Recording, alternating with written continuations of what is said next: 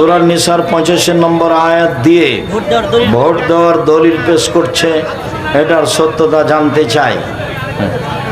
নির্বাচন তো রাসূলের যুগে ছিল না, তো এটা হবে কি দিয়ে? আল্লাহুস সামাদ, লা ইলাহা ইল্লা আনতা সুবহানাকা ইন্নী কুনতু মিনাজ জালিমিন। ওস্তাজি, কেউ আপনার প্রতিষ্ঠানে জমি দান করলে সেটা আপনার নামে দলিল করতে হবে। কেউ কেউ মনে করে ওটা তার অপবাদ আমার উপরে। আল্লাহ তাকে মাফ করুক, মরলেই জাহান্নামের মতো পাপ এটে। তা আমাকে জিজ্ঞাসা করেন, আর কত জমি, প্রায় 100 বিঘা জমি রূপগঞ্জে, প্রায় 60-70 বিঘা জমি তানোরে, প্রায় 50 বিঘা জমি রাজশাহীতে, প্রায় 12 বিঘা জমি ময়মনসিংহে, প্রায় 10-12 বিঘা জমি কুষ্টিয়ায়, প্রায় 5-6 বিঘা জমি ঝিনাইদহে, প্রায় 10-12 বিঘা জমি ফেনীতে, প্রায় 7-8 বিঘা জমি এতে চট্টগ্রামে, শহরে 2-3টা বড় বড় জমি। তো এত জমি আমার নামে করে নিব? তোমার স্বভাবটা খানে এত দুর্বল, তোমার কি হবে সেটা আমার খালি ভয়, যে তোমার কি হবে। কেন তুমি না জেনে মন্তব্য করতে গেলে? নেবরাস সরকার অনুমোদিত ফাউন্ডেশন, সব জমি নেবরাসের নামে রেজিস্ট্রি হয়। এখন আমি বেঁচে আছি, আমি সভাপতি, আমি মরে গেলে যে সভাপতি হবে তারই নাম থাকবে। নেবরাস একটা অলাভজনক ফাউন্ডেশন, তো ওতে তো মানুষ লাগবে, না হলে ওটা কি দিয়ে দাঁড়াবে? তো ওতে একটা সভাপতি আছে, সেক্রেটারি আছে। সভাপতি হলাম আমি, আর সেক্রেটারি হলো আমার ছোট ভাই মোস্তফা কামাল, বরিশালে থাকে, বরিশাল জামিয়া সালাফিয়া দেখাশোনা করে।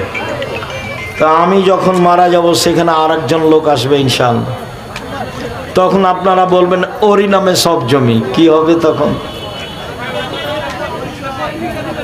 আল্লাহ আপনাকে হেফাজত করুক। সকলে মক্তবে আসার জন্য মসজিদের মাইকে, সকালে মক্তবে আসার জন্য মসজিদের মাইকে ডাকা যাবে কি? যাবে, সমস্যা নেই, শিক্ষার জন্য। তবে মৃত্যু সংবাদ দেওয়া যাবে না, হারানো বিজ্ঞপ্তি দেওয়া যাবে না। রিয়া আন্নাস কিভাবে দূর করব? মানুষকে লোক দেখানো কাজ। বেঁচে থাকো, চেষ্টা করো, কাউকে তুচ্ছ মনে করিও না, কাউকে দেখে একবারে কথা না বলে অহংকার করে চলে যায় না, তাহলেই হবে।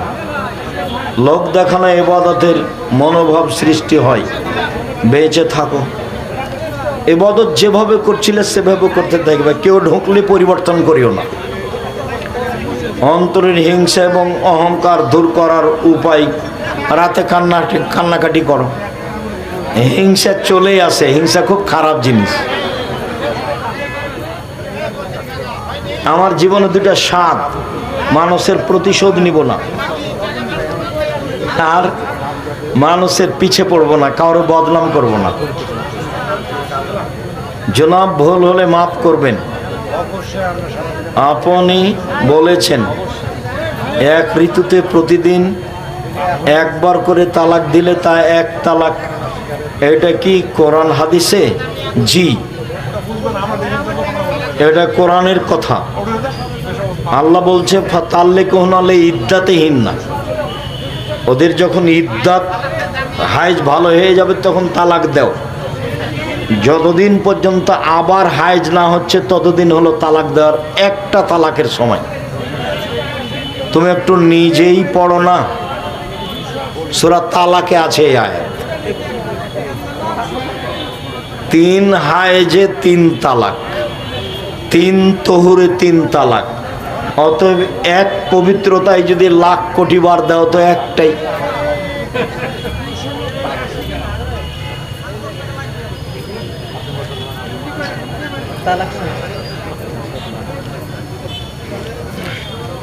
ইসলাম গণতন্ত্রকে স্বীকৃতি দেই। এনায়েতুল্লাহ আব্বাসী, ডক্টর জাকির, এক শ্রেণীর আহলে হাদিস দাবিদার, তারা বলেন আপনিও আপনার ছেলেগণ কোরআন অস্বীকারী, কারণ তারা আপনারা সংগঠন মানেন না। আমরা সংগঠন মানি না। সংগঠন মানে তোমার বদনাম করে জীবন হারাবো? সংগঠন না মানলে কি হয়? কোরআন অস্বীকার করে। কোরআনের সংগঠনের কথা বলেছে। তুমি যদি সত্যি লিখে থাকো তাহলে কেউ তোমাকে বলেছে, পরের না পরের দেনা বাঘ মেরেছে ঝলসা কানা, পরের কথাই চলে, ইহকাল হারায় না পরকাল হারায় না। আর আমি আব্দুর রাজ্জাক বিন ইউসুফ, আমার নামে কথা বললে খুব হিসাব করে বলো। 1 মিনিটের জন্য আমি জাতির কাছে কোনোদিন নত হইনি, 1 মিনিটের জন্য। তুমি তো বহু দূরের কথা, তোমার নেতা তো বহু দূরের কথা, তোমার হুজুরকে আমি ধর্তব্যে রাখিনি আমার জীবনে। আমার জীবনে আমি কোনোদিন কারোর বদনামে যাই না, প্রতিশোধ নিই না। এক ছেলে এক মেয়ে বড় হয়ে মারা গেছে, তাদের কি এখন আকিকা দিতে হবে? 7 দিন পার হয়ে গেলে আকিকা নেই, এটাই চূড়ান্ত। 7 দিনের আগে মারা গেলে আকিকা নেই, 7 দিন পার হলে আকিকা নেই। গরু দিয়ে আকিকা চলে না, ওঁট দিয়ে চলে না, আকিকার জন্য দাঁত লাগে না, আধা মরা ছাগল হলেও হবে। সব ঠিকঠাক লাগে কুরবানিতে। আকিকা আর কুরবানি এক নয়। আকিকা হচ্ছে বাপের জিম্মেদারি, আর কুরবানি হচ্ছে নেকির কাজ। আকিকা হলো দিতেই হবে, আর কুরবানি হলো দেওয়া ভালো। দুটো কি সমান? কুরবানি হলো দেওয়া ভালো, আর আকিকা হলো দিতেই হবে। কুরবানির পশু সুন্দর ঝকঝকে মোটা তাজা, আর আকিকা ভালো ঝকঝকে কানা ল্যাংড়া খোড়া মরবে, একটা হলি হলো। গ্রামে গ্রামে মহিলা মানুষ দ্বারা চুল বাছা এবং মাথার চুল বিক্রয় করা হারাম, পুরা হারাম। এইভাবে চুল তোলাও যাবে না, এইভাবে চুল বিক্রি করা যাবে না। মহিলাদের চুলের অনেক দাম আছে, এখানে সেখানে না ফেলে মাটিতে পুঁতে দিতে হবে, বিক্রি করা হারাম। শুক্রিয়া, জাযাকুমুল্লাহ খায়ের। সারাদিন মেঘ একটু আকাশ